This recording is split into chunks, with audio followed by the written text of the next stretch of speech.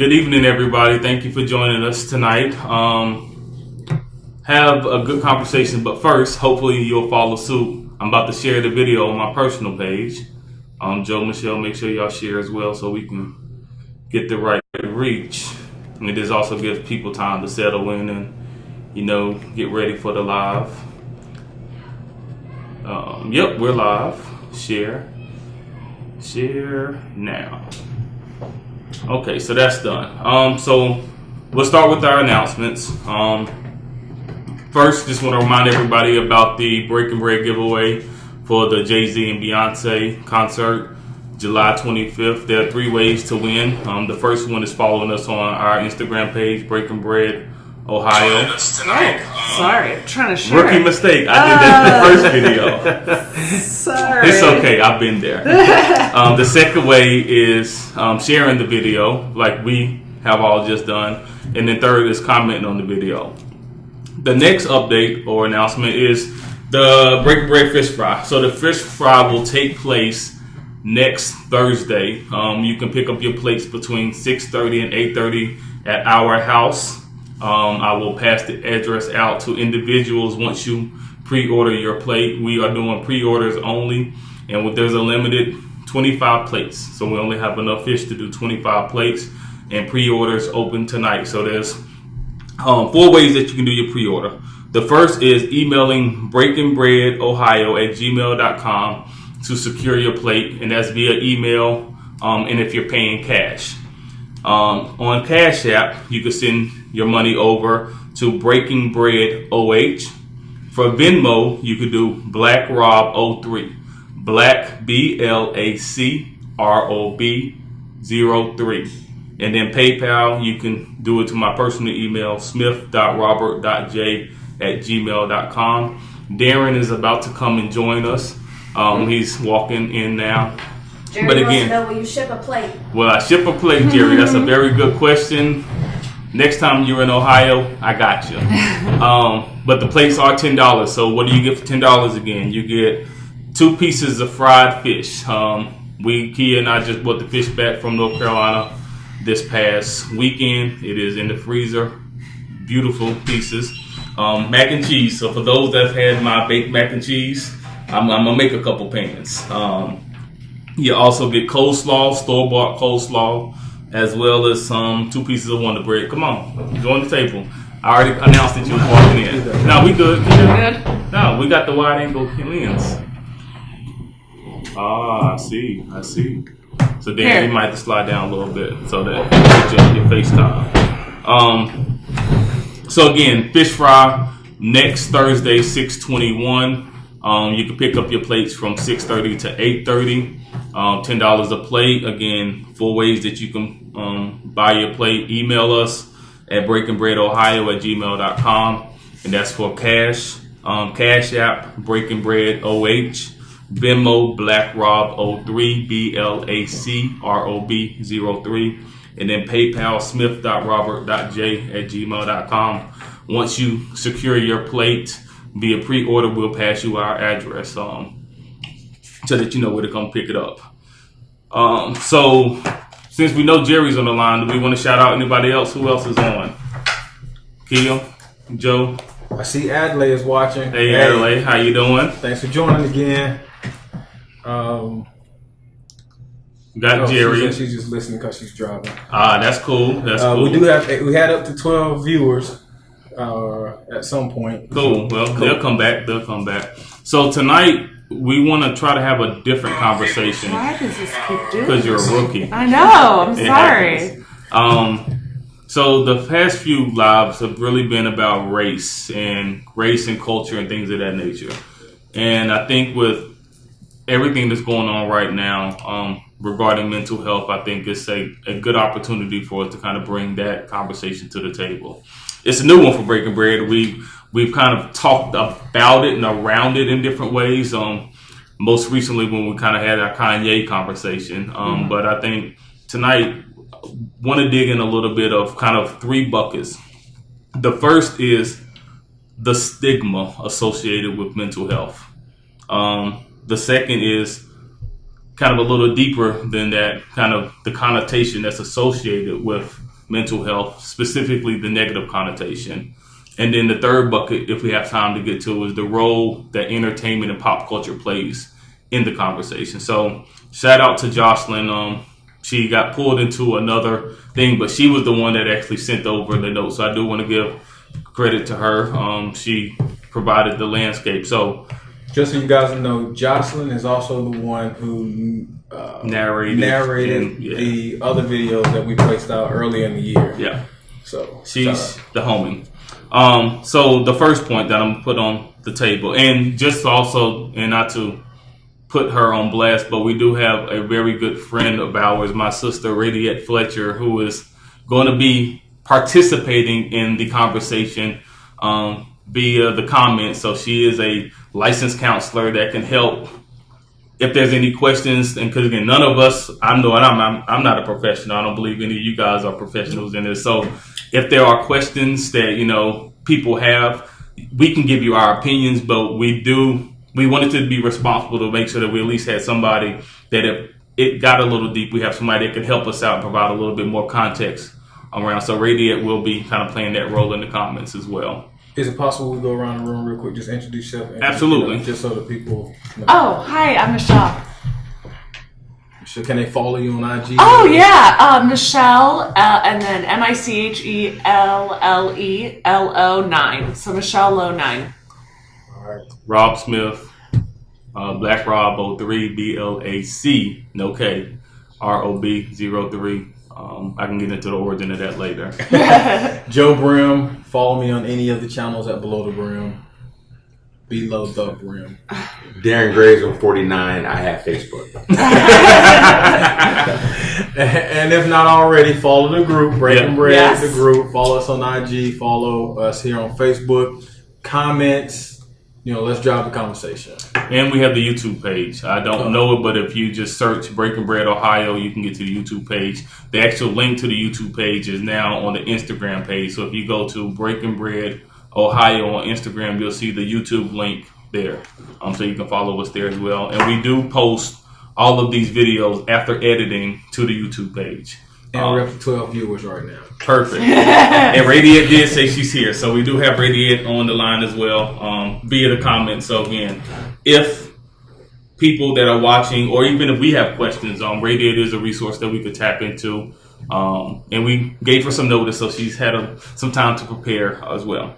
So the first point that I kind of want to put on the table regarding removing the stigma. When people say mental health, there is a silent or implied disorder or issue that goes along with that phrase. Why do y'all believe that's the case? Or what do you think about that? Or do you agree with that statement? I haven't heard of it being a positive spin on, but when I've heard someone referencing mental health, I don't even see that in the media. When you hear anything related to mental health, it's always surrounding a suicide, it's always surrounding something in a negative standpoint, but that's just my 2 cents so far. I think generationally, it's a little different. I think that I'm 48, so I think my generation. 49. I'm 40. I'll be 49 in August. Okay. Fact check. Yeah, there you go. So I think that I know for a fact my people my mother's age and my grandmother's age, mental health was something that they'd never even understood really. And I think with medicine and things they've evolved. I think our generation is and I'm speaking for 40 in this group. I think we're a little more prone to accept mental health because we've been exposed to it so much more than they have. You know what I mean? I do think, though, kind of to your point, there's been even the evolution of how we've talked about it. Because I remember when I was younger, and I'm using this in the context of telling the story, not that I use this word on a regular, but retarded. Oh, you retarded. Right. And then somewhere around, for me, I graduated high school in 99. So somewhere around high school, like it became politically incorrect to say or call somebody retarded. So for me, like my association with mental health was, they're retarded, until you kind of got to a place that you really can't call somebody retarded. But it was like someone with the true, with a strong that couldn't disability. live by themselves. They Right. needed help, or there's more than just so many different facets like anxiety or depression, or that it was just someone with a mental disability that needed Down syndromes that needed assisted living. Well, it's funny because I remember a program that went like the shift of different abilities. So like even kind of a disability became a thing. Like no, they just have different abilities. But I think there was always kind of, to your point, a separation between different abilities that came with a visual, something that you could physically see that somebody had, versus something that might have been private, self-contained, whether it was anxiety or depression, things of that nature.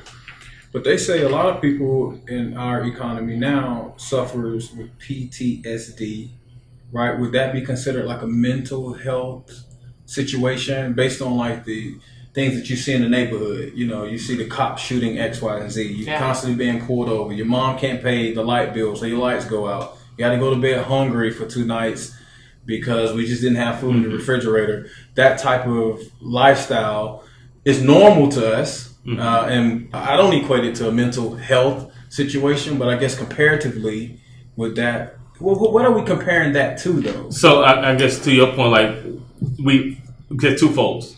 Have we normalized those behaviors just to accept that that's what it is? But to your point, like what does a clean bill of health look like when it comes to mental health? So like we know from a physical standpoint, there's metrics associated, you know, what's your BMI, what's your resting heart rate. So there's metrics that physical health that you could say, okay, this person is healthy versus this person that isn't. But for mental health, are there metrics that says this person, you know, has a certain threshold or capacity X, Y, and Z that says they're mentally sane or sound? Yeah. I don't know. I think that's an issue, is that people put that having mental illness is connected to your sanity. And very much if you have mental illness, you're crazy. And that's not true. You can have, but mental health is also changing. I think probably in the last 20 years, I think homosexuality used to be, or maybe further, but back in the 50s, it was considered a mental health issue. I know in the 70s, they had programs to pretty much get the gay out of conversions, which they still have. But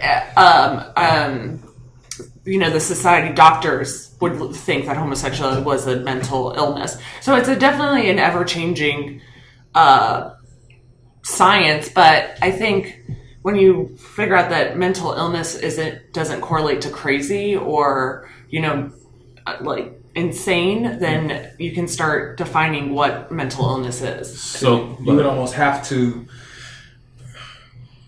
Are there any examples that we know of someone who's sane and not crazy and not?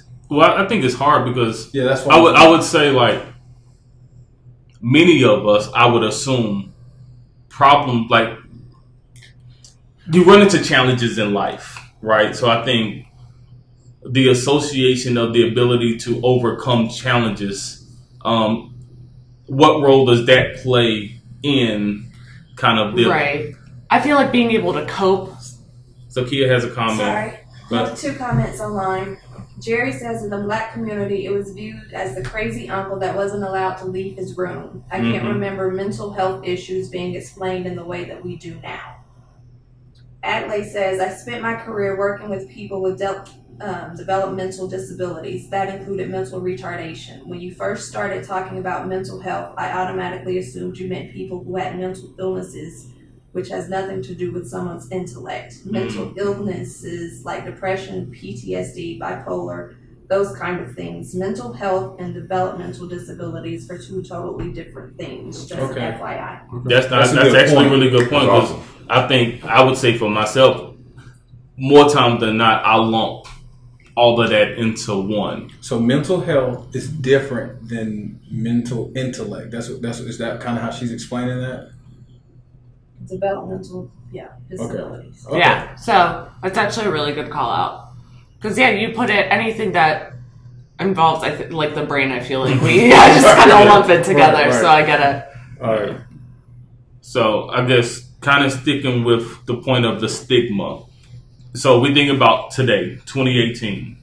Do we believe that the stigma associated with mental illness And for the terms of sake of this conversation, we'll focus on anxiety, depression, things of that nature, the ailments that aren't visible to the eye. Do we believe that the stigma in 2018 is the same today as it was in years past?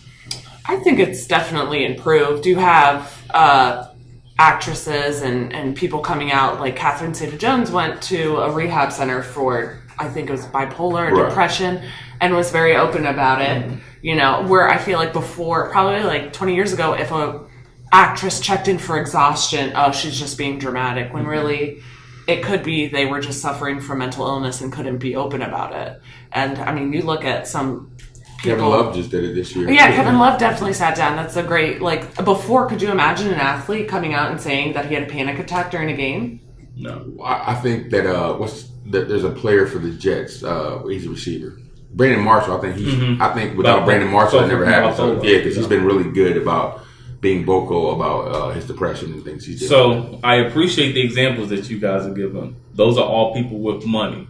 I know one of the things that I've often heard is, I can't afford to have a mental illness because I can't afford to check myself into a rehab to get the help that's needed. I can't afford to pull myself off the workplace for a certain amount of time to be able to take care of myself. Right. So have we seen, so I don't want to associate stigma with only people that have famous.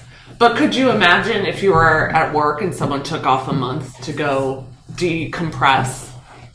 Like, let's say they broke their leg and they had to be out of the office for a month. You wouldn't question it. But if someone said, I'm suffering from severe depression, I need a month off. Like, could you imagine? I feel like there would still be a stigma with that person. It would not be as easily done. I agree. And is it harder for men to talk about it than women? Because women are engaged more emotionally than we are. You know what I mean? That's an assumption. Well, from what it is a question. You know. I mean, I see it quite a bit, but I just wonder. Well, it's also, I think being depressed is also, or admitting to having different emotions that aren't happy is considered weak. And I know that's how older generations are. Like, no, you don't cry. Men don't cry. Women, you're strong. You don't talk about it. You brush it under, and you just live your life. A nice game of tennis will take it away. But to Joe's point, if you don't know what being mentally healthy is, and that's all you've ever known, how would you be able to identify that you have a condition? I think Kia has a comment from online. Yeah, 2 comments. Radiat says both mental health illness, and intellectual developmental disabilities are found in the DSM-5 diagnostic manual. However, there's a clear distinction between the two.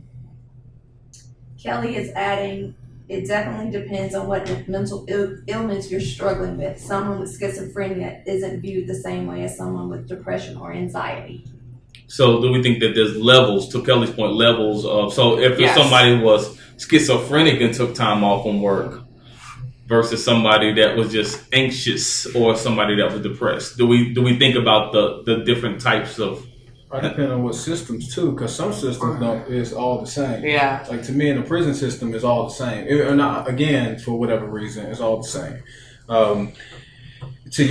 Going back 2 steps, I honestly have no idea what a truly mentally healthy person would look like. I mean, with money, without money. I think it's just someone coping with everyday life, and I think you have to feel happy a certain amount, like not sad. Like, I don't know.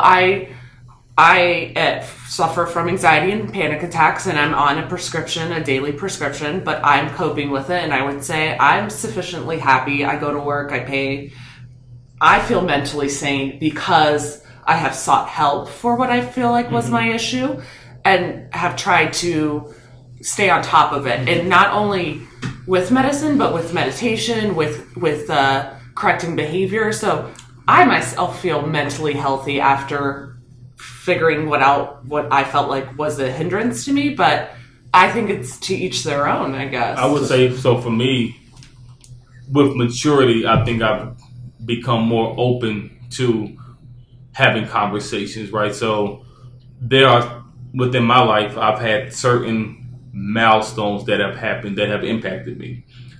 I don't think I've ever dealt with those moments. I have just converted that energy to become motivation.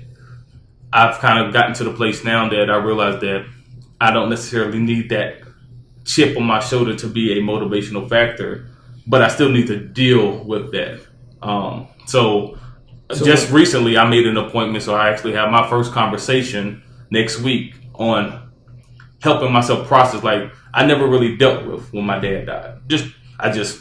I gotta take a couple weeks off out of school, take care of stuff, and then I gotta get back into school. I didn't have time to really process what that felt like or what that did. So I would say for me, I don't know what anything else looks like, but I'm hopeful in going through this process that I get to a place that I can see a difference between how I am today versus how I hope my future self will be. So, Radiant and Adelaide, could you in the comments, I guess, tell us what that would, what I guess by the book, mentally healthy people, I guess, because I mean, I like the idea of people just, if you can cope with it, if it's still in the pursuit of happiness, because I do the same. Yeah. My pops passed also, but my mom to this day is always telling me, you need to grieve.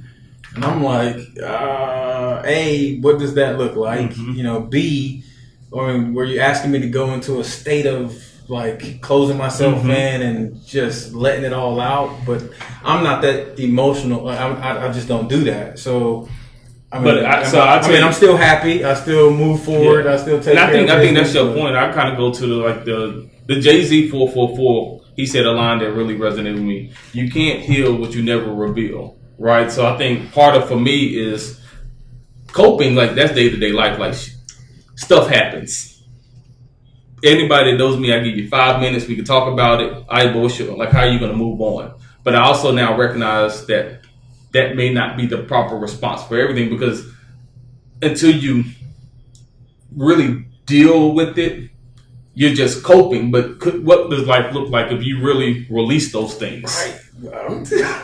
And that's what I'm hoping to get out as I kind of go down this pathway for myself. Well, I think a lot of times we're fooled into thinking that we're healthy, but we don't realize there's certain behavior that's not healthy behavior that we're acting out, and we can assimilate that with we're young, and there's all kind of reasons where you can kind of excuses. So for me, I'll be honest, I dealt with depression. I didn't know why I was depressed for years, and then when I was in the military, it just hit me like, I had an anxiety attack, and I thought I was going crazy, freaking out.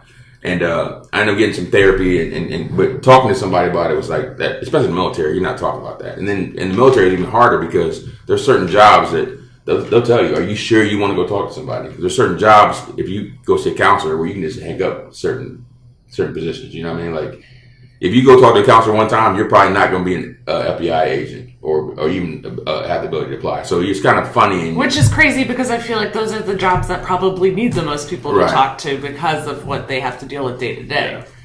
So I think you really don't know until, like, if I never have an anxiety attack, I probably think that this is just what it is. But then again, if you knew this police officer was going to get checked or going to get counseling every week because he was getting panic attacks, and then gets stuck at, like, something happens in the line of duty, is that going to be used against him or for him? I would actually think it's better because he's undergone the additional training to be able to deal with things and what happened?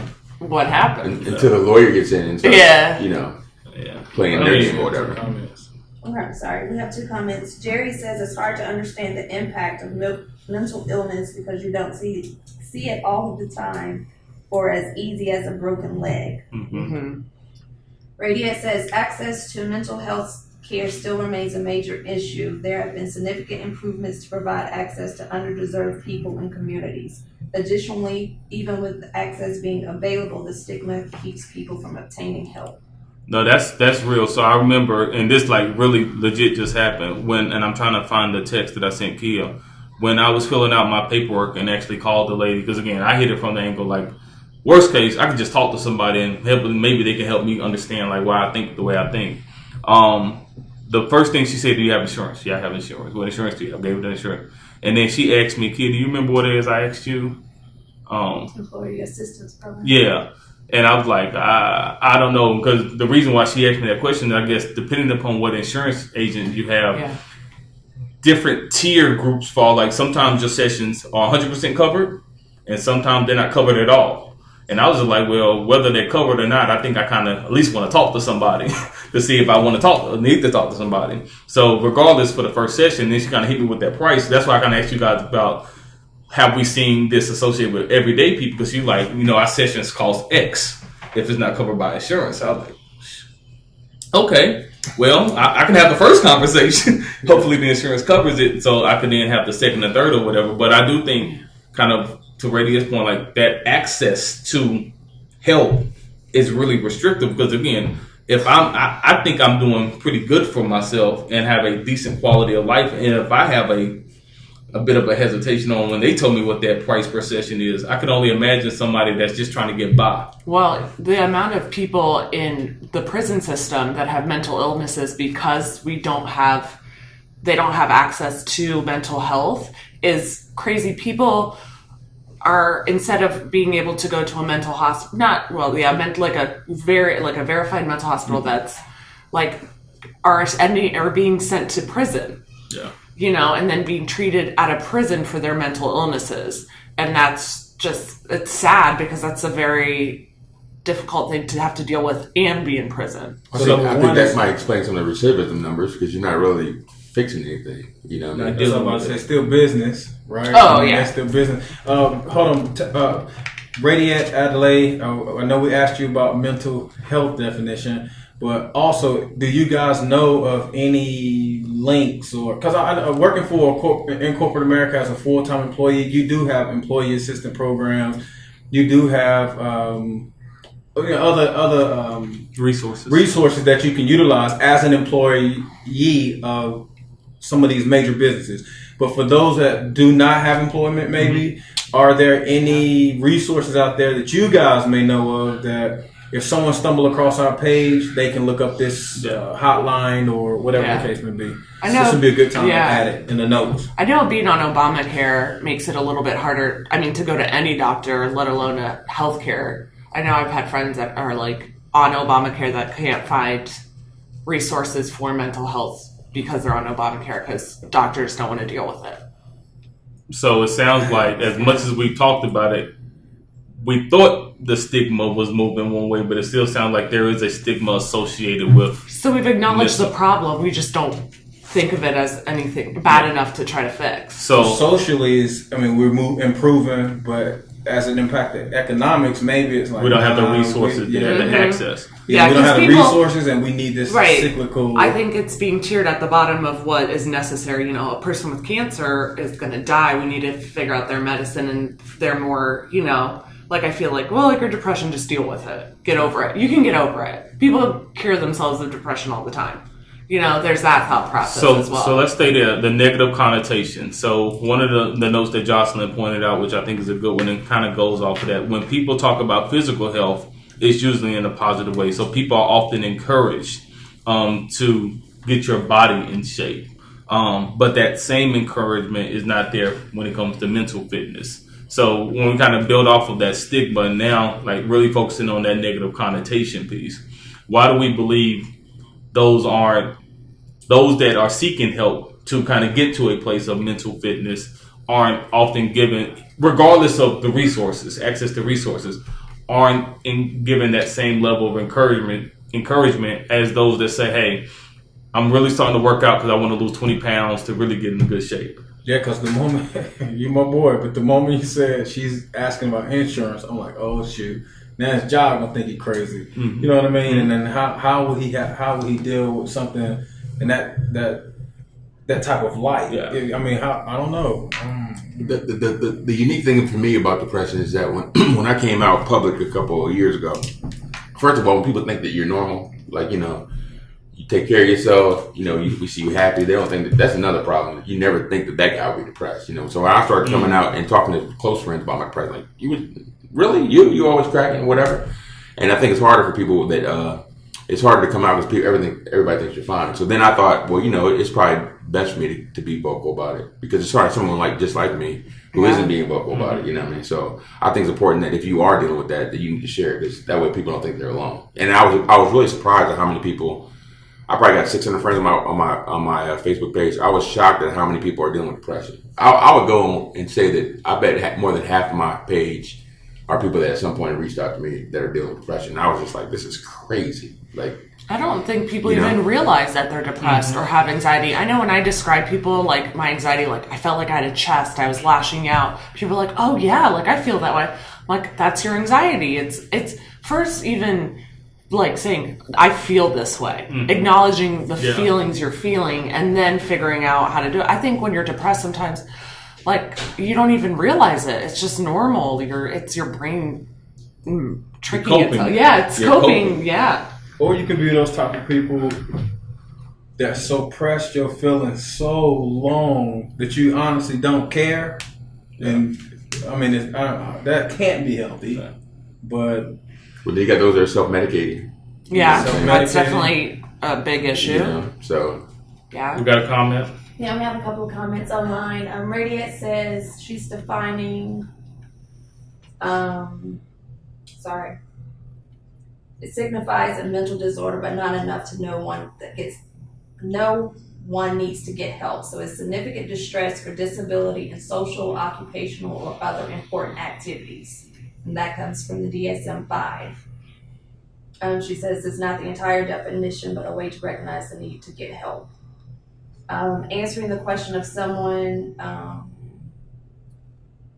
online or someone famous that has a mental illness. Adlai says, I think a good depiction on TV of someone who is very successful until he came face to face with his childhood issues of abandonment, etc. is Randall on This Is Us. Jerry says it's important to be able to self-reflect and give yourself time to understand what you're feeling, to be able to process it. Most of the time we are busy with life and just getting things done on autopilot that we miss the signs of possible mental illness or signs that we are not dealing with life in a healthy way. Yeah, I agree with that. Radiant adds, conversations like this are what help get the word out that mental health does not discriminate, not by race, age, sex, class, etc. Well, it's funny because I think, one of the things that Jerry brought up, not taking time to deal with it. So physically, I know when I've exhausted myself. Like I run, I do so much that, like clockwork, every 6 months or so, my body just shuts down. Like there's a weekend that I just can't leave the couch. And that's my body. And usually kids like, see, told you need to slow down. So usually my body like kicks in that moment. It's like, I just can't move. Like I'm all right, I'm gonna lay on this couch for this weekend and I'm not doing nothing. Whatever plans I had go out the window. But for mental pieces, I remember the first time when I moved over, got a new role at work. And it was the first time I've ever dealt with stress that I can recognize in my entire life. To the point, and the only reason I dealt with it was because I started having like chest pains. So I'm like, yo, like this, something ain't right. But had the chest pains not shown themselves, I don't know if I would have dealt with the stress the way that I probably should have when I recognized, okay, I'm walking into a new situation and I haven't adjusted myself accordingly to deal with this situation because I jumped in both. I did what Rob always does. All right, I got to fix this problem. Let me go all in. And thank God I started getting chest pains because that was like, all right, yeah, something ain't right. You need to kind of calibrate. But how often do we cope with things that are going on and don't really take time to reflect like, yo, how do I really feel about what's going on and how do I want to approach these new things? Yeah, taking cups of Maylite. What's that thing that you drink because you think you got heartburn or something? Oh, yeah. Mylanta. Yeah. Oh, Mylanta. I can catch myself though because I can feel myself drifting. Is that because you know now? Yeah, like you have that awareness. Like for instance, I can catch myself. It gets to the point where if I go like a couple of days in a row where I get my car and my main focus is to get to the crib, like I'm not stopping for gum. If I have a flat tire, I'm driving all the way home. So bubble gum is like, yo, I gotta get to that man cave. You know what I'm saying? And so if for any reason I can identify myself, like, okay, what's going on here? Why are you anxious? Why do you have to get to a safe place? So why do you have to get to a safe place? So then I'll start looking at my activity and seeing what's going on, and then start, okay, this causes some issues. You need to change this or what, And try so what could I do as a friend if I saw any of you guys, or you saw me in a situation that you're like, either that's not Joe. I mean, obviously you don't want to be like, man, what's wrong with you? Something. Yeah. How would you? Well, I know I have a friend who, we were hanging out one day and I was like, well, like, are you cool? Like, what's going on? I'm like, you remind me of me when I'm like in my my crazy state is what I called it, honestly. But I was like, when I was like, I felt like just like talking a lot, you know, moving my hands around like that. And I was like, she was like, I don't know. I can't sleep.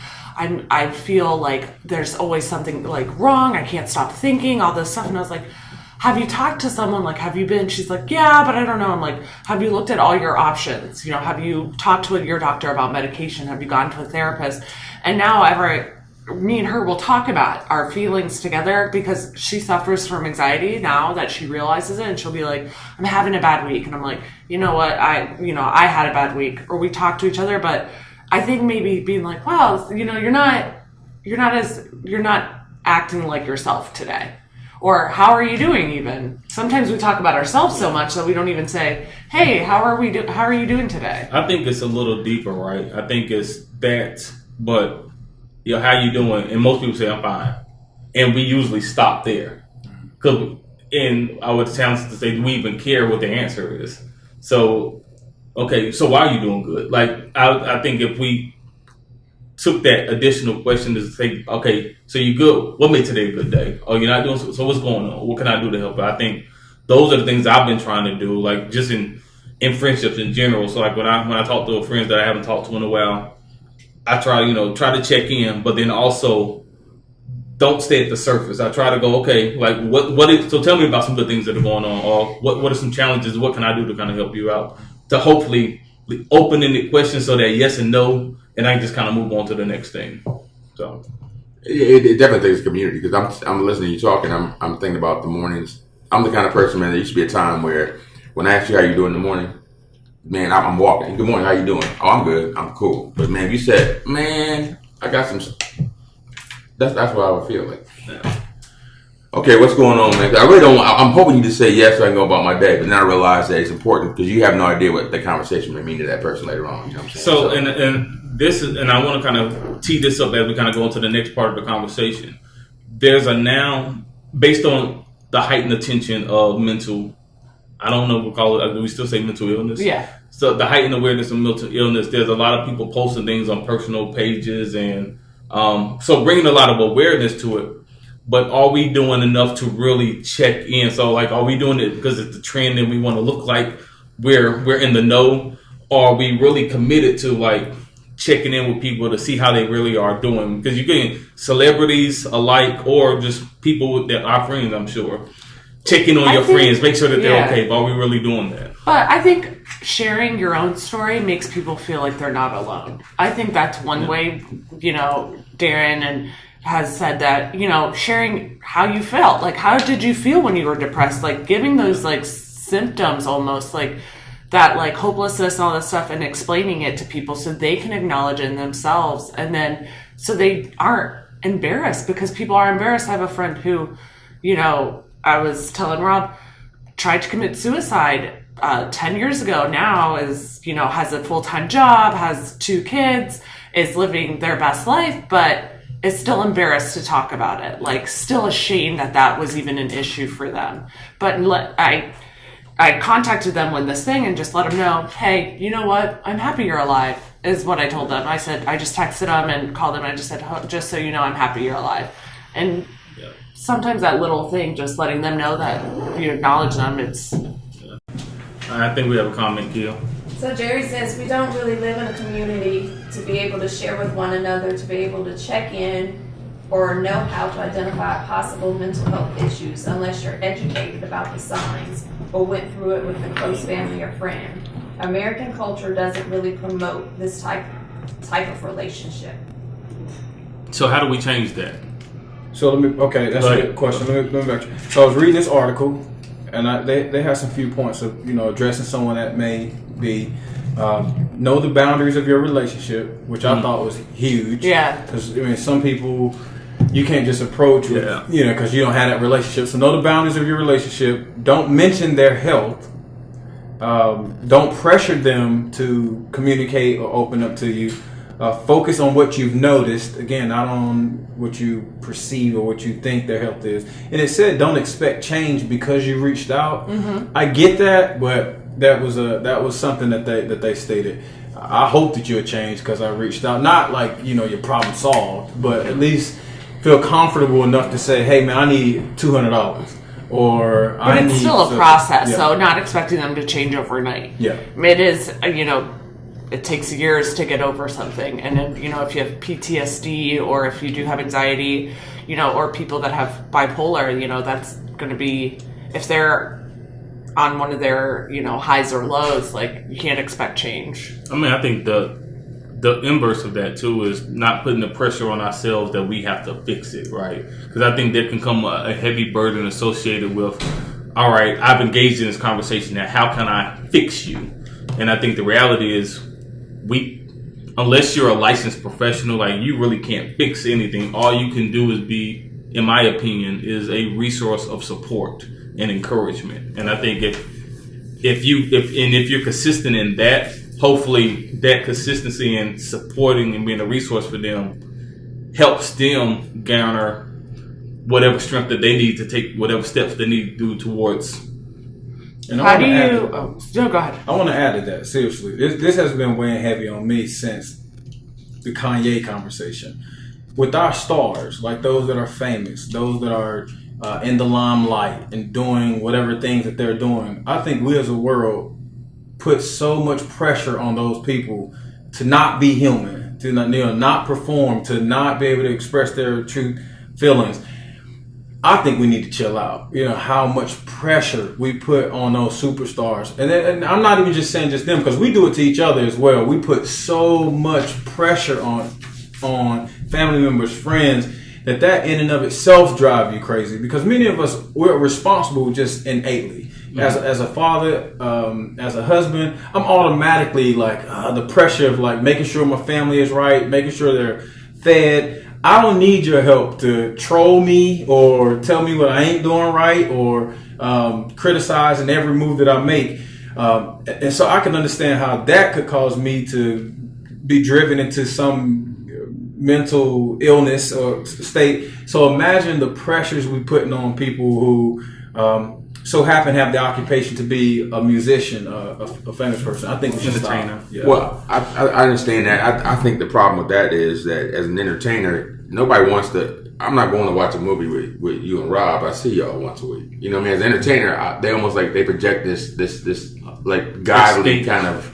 They're all beautiful. They're so they almost have to have a certain. So you look at them a little differently. You know what I mean? So when they break down, it's almost like like God himself had a breakdown. So it goes back to that stigma. It goes back to that when we first started. So, but I think what can eliminate that is people have a better understanding of depression. Like here's the deal: if you haven't identified depression, like I had a family member, what's wrong? I don't know what's wrong because I don't know what I'm dealing with right now. So you asking me is not making it any better. It actually is making it. I'm drawing in myself even more because now I don't want to say anything because I feel like you're judging me. You got to realize a bad day for somebody depressed. I don't have a bad day. Like I have a bad day. It's like this whole year sucked. Dude, this whole year could have been great. You know what I mean? But this one day, because everything is magnified. You know what I'm saying? Like, Joe's mad at me, the whole world hates me. Like everything, it seems different because the way you recognize it in your head. You know what I mean? So I think if more people recognized and understood depression and mental illnesses, they would deal with you differently, and you would have those kind of pressures and those kind of issues. You know what I'm saying? Now, what about the people dealing with people like let's say you have family members with mental health issues? When is that line where you don't know where it starts becoming affecting your life? Like, because I think that's a lot of people don't realize, like, if someone has a mental illness, that affects the whole family. Yeah. Someone with bipolar or anxiety or someone who's trying to commit suicide or has, or the people in that family, can you stop? Like, is there ever a low point where you're just like, I can't do this for my own mental health? One of those, did you bite off more than you could chew? Yeah, kind of like you're trying to help this person, but it's just getting worse. And are you enabling them by not? I don't know. So again, this is why I challenge myself even because I will, and anybody that knows me, I try to be a good sounding board, but I am I'm also quick to come up with, all right, so that's the problem. Now, what are we doing to fix it? And like I immediately go into, okay, woe is me. Let's get out of victim mode, and now let's go into how we're going to move forward. So, unfortunately, I don't have personal examples of how I think I would deal with that because I don't know how I would handle being a support function for somebody that can't explain. What do you mean you don't know how you feel? Like I struggle with how I will respond to it because I don't know. But I also would say the fact that I live in Columbus, Ohio, and most of my family is in North Carolina or in New York or now in Atlanta. I don't have necessarily the burden of dealing with everyday family stuff. Mm-hmm. So a lot of that, it has to be really magnified, like really something before it makes it to my phone or to my house. You know what I mean? So I don't know. Not saying it's an excuse to just right. No, but if you do cut that person off because it's destroying a family, and then that person does like hurt someone or themselves, then you have that guilt. So like, how do you even cope with that? Because now you have the person with mental illness who can't cope, and then you have the family members who can't cope. So that's another aspect that people I think forget too. It's hard. It's not. I mean, it's hard when someone is in your family has mental health. It can destroy a family. Well, it's funny because I know times have changed. There used to be a time, and you probably know this. We didn't call it mental health, but we all had a grandma or uncle who would just suck on her tongue all day and rocking a rocking chair. For some reason, there'd just be a lot of my family down south. I would see when I go in the summer, and I was always asked like, "What's wrong?" "Oh, she's just old," and it was just like disregarded. "Oh, she's just crazy." Oh, can I put this out there real quick? 22 vets commit suicide every day, and we don't talk about that either. It takes celebrity for us all to talk about this. PTSD, I mean? So I would put that disclaimer out there. No, I think it's real. I think I don't know. Like I keep going back to Joe's question earlier. Like, what does mental fitness look like? Like physical fit, again, we know the metrics. Like he's in great shape. Like, what are those metrics to say, yo, he's in great mental shape? You know what? How do you measure that? Because I know people that are very successful to make great money, that have great lives, and they're living all kinds. Anthony Bourdain. And they are depressed to death. You know what I mean? Two examples. Anthony Bourdain. I mean, I don't think anyone could pick a cooler job. Like people are like, I would love that job. He was in a relationship. He had money. He had kids. And yet it was so much. Jada Pinkett just said today or one day ago that she was attempting to commit suicide at one point in time. Yeah. So I mean, Kate Spade. I mean, Kate Spade. Kate Spade, who had this. Yes, her marriage was rocky, but what is that difference between the person? People get divorced every day and have marriages fall apart all the time, and get through it, and then you have Kate Spade who she couldn't handle it and had to end her own life, even though she had a daughter. It's like, it doesn't matter who you are. So I think when you come to a point where this is my opinion, I honestly don't know if I've never been to that side of the coin, but some people, when you get to a point where you don't see an answer, like there is no solution, that becomes the answer. So it becomes like, what's the point? Well, I mean, so backtrack to where you're saying when you have a family member in a situation. In my belief, I'm always there to give hope. I mean, I may not be able to take on the problem, and I may have to write you off to a degree. But I want you to know, hey, if there's anything that I can do, I'm here to help. You know what I mean? I wouldn't write you off as saying like, man, you tripping, you crazy, get out of here, you messing with my mind. But I mean, I think in a nutshell, love and hope, like provide people those soft skills, if you will, or whatever you want to call them, so that they know that there's other options, that there isn't. Someone said a while ago, the trap. We talk about drugs and blah blah. They said the trap is when you only see one way to do something. If you only have one way, you're trapped. So maybe let's give people options. Let's give them, again, hope, love to the best of our ability. And you said something earlier that I thought, it almost could title this whole thing, Live Your Best Life. And when you really think about that statement, live your best life, and you take that ownership, like, you know, it's my responsibility to figure out how to live, not die, but how to live my best life. Hopefully that pushes you into a state of mind where you're either seeking assistance, being able to talk to someone, being open to. Yeah. Well, you know, what's funny, like no pun intended, the manifestation of living my best life was actually the catalyst of what helped me reach out to, like, let me talk to somebody, because I kind of had this idea. 3 years I'll be 40, 37 now, right? So I think I finally got to a place that financially I understand. I still make dumb mistakes. Still happens, but I at least understand how to, I believe I understand, right, within reason. Physically, I'm trying to do some things to make good choices. But I also recognize, and it was actually a conversation I had when I met up with a few people that have really fed in me when I was younger, a conversation with her that really resonated with me. Like, a piece of this living my best life is dealing with my emotions and my thoughts and feelings on things, which kind of led me to that. So I do think, to your point, like, when you don't feel trapped and you want to live your best life, it's exhausting all of the things that can impact your life.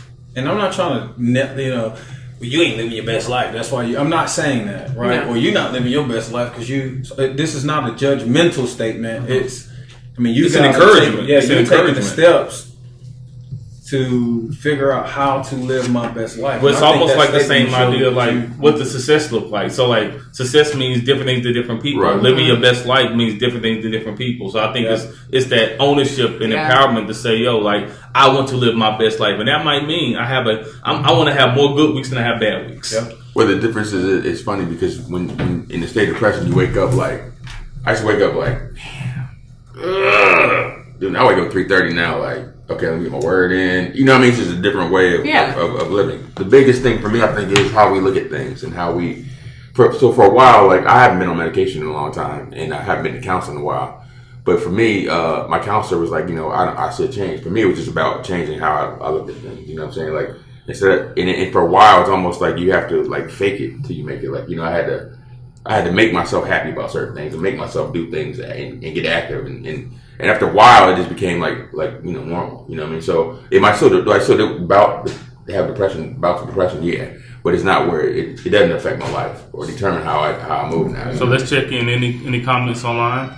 Yeah, we have a couple comments. Radiate says, our social media culture also very much perpetuates this life that keeps us disconnected from a genuine caring relationship, even with the people in our own homes. We need to learn to be present and available.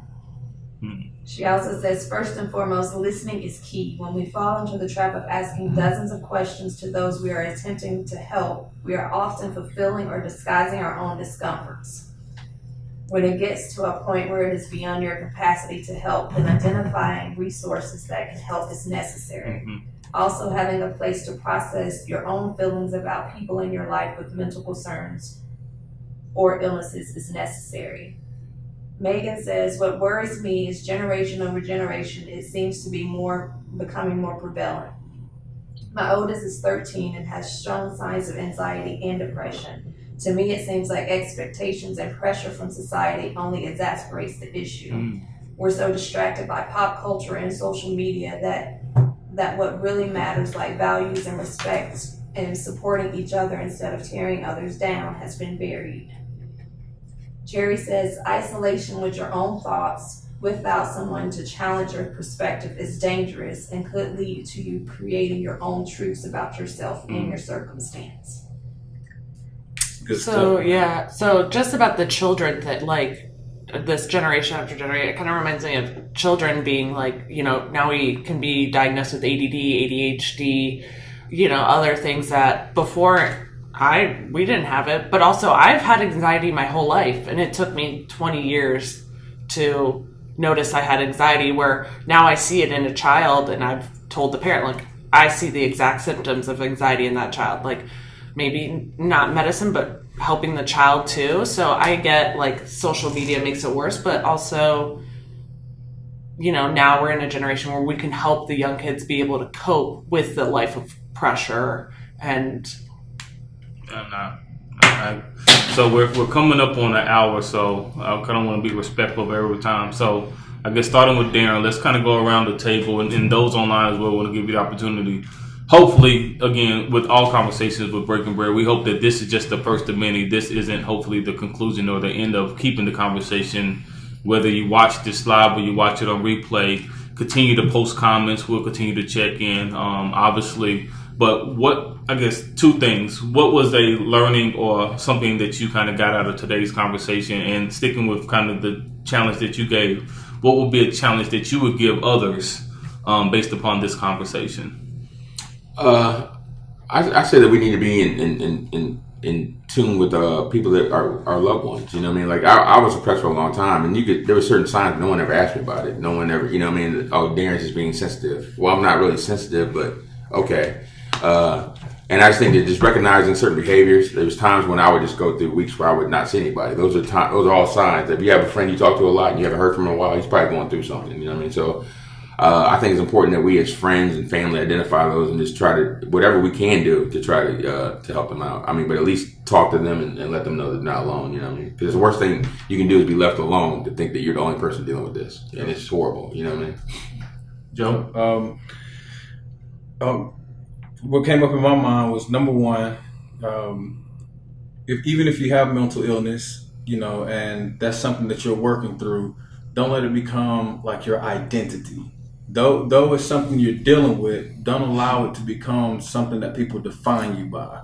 And going back to her statement, which is live your best life, I believe that's something that I've taken away from this conversation that we have to do. And number two, if you will, my man Darren had mentioned distractions.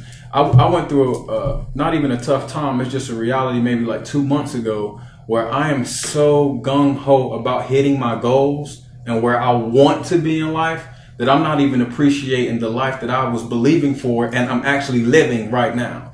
So take the time to appreciate where you are, because at one point in time you was hoping to be here, and now that you're here, that's a success. Mm-hmm. So hopefully that's something that you can be proud of. I'm not saying to not set goals, however, you know, don't be overly ambitious. Yeah, appreciate the moment. Don't identify yourself with the sickness. Be careful with the distractions. And I want to live. So hopefully you guys feel the same. Michelle?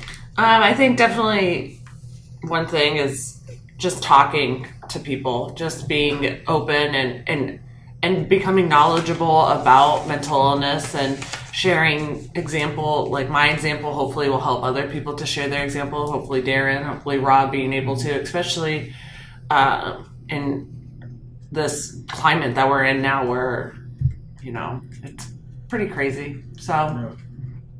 Cool. And I guess just some closing thoughts that I have. Hopefully we burst the bubble about mental illness. And again, no pun intended. I think, you know, we wanted to be intentional with Breaking Bread is really having these type of conversations to try to break the stigmas and the negative connotations or associations with certain subjects that are tended to be looked upon as taboo.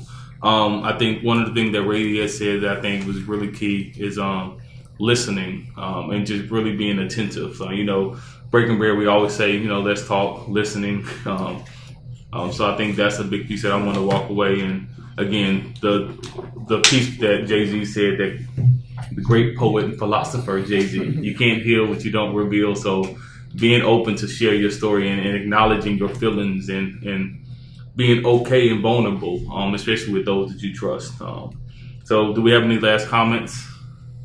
We do. Radiat has listed some resources here. 24/7 Crisis Hotline, National Suicide Prevention Lifeline Network, as well as Crisis Text Line. So all that information is in the comments. Jerry says, be present and be aware. Get out of autopilot. Give yourself time to understand what you are feeling or trying not to feel so that you can be able to help others and yourself. Radiat says, thank you all for your candidness and sharing your personal struggles and experiences. We have all been faced with difficult times in life, but all too often, until we share our stories with one another, we feel very much alone in our own struggles. Cool. Well, I think it was a great conversation this evening. We'll be back with our next Facebook Live in 2 weeks. So on June 27th, again, as Joe kind of did a PR earlier this week, if there's a subject that you guys want to bring to the table, definitely, send us an email. If it's something that you want to be private about, our email is breakingbreadohio@gmail.com. Or you can reach out to any of us via direct message, and we're more than open to being the voice for any topics or conversations that you guys have. Again, share the video, follow us, comment, and the drawing will take place next week. The fish fry will be next Thursday. We are 25 plates, pre-orders only. It is a fundraiser, so the money raised will go towards us continuing to extend the reach of Breaking Bread and kind of journey of us becoming an official nonprofit, so that we can bring more of this to more people. So again, we thank you for everything, Darren. I read a quote real quick that earlier before I came in. It said, "Suicide is nothing more than pushing your pain off to someone else to deal with." So I thought that was pretty profound. So again, thank you everybody, and have a good one. Peace.